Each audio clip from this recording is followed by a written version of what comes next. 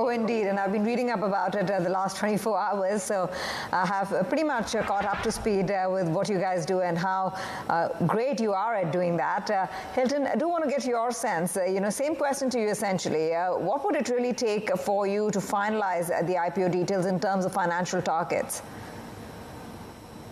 For us, obviously, from a timing perspective, when we think about it, as Stephen mentioned, late 24, 25, we haven't got a fixed date on that. As a business, we're a public unlisted company and we operate in the same way as any other public company operates. For us, in terms of timing, it already did be determined by market conditions at that time, whether we think as a board that it's the right timing for the business, and also as we kind of extend our search for a CFO to come into place in the business. So as far as the business operations are concerned, our business is ready. We've got a great team of people, outstanding franchise operators, and our focus is really around our guest experience, as Stephen spoke about, and the quality of our food. Stephen, this is Will here. I just want to get back to you for a second because we were speaking just now about the IPO, but in terms of where you're eyeing a listing in particular, because I would imagine you look at what Carver's been able to achieve, you look at, the valuations that Chipotle's been able to get on the DAC. Are you eyeing US more than perhaps Australia and access to a far larger capital market?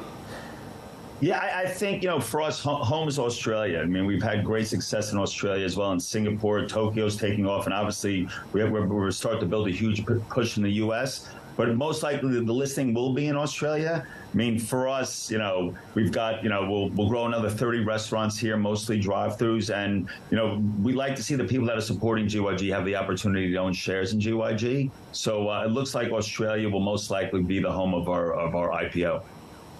Hilton, now I just want to ask you, because I mentioned Chipotle just then, and we've seen what they've been trying to do in terms of from the operational standpoint.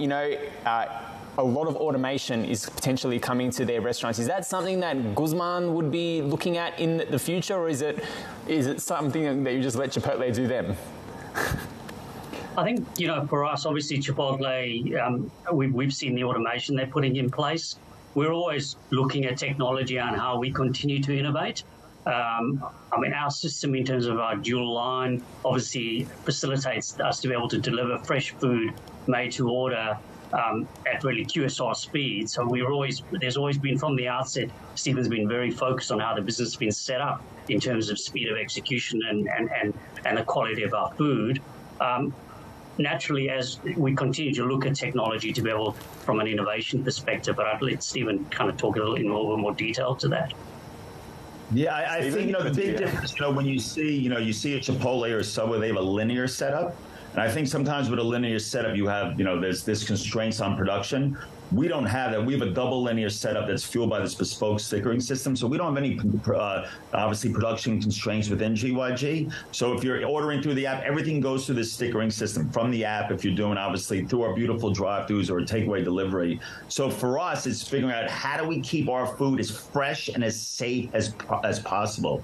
So we really don't have any problems around food delivery or constraints around that, which I think, to me, is a real game changer in the industry.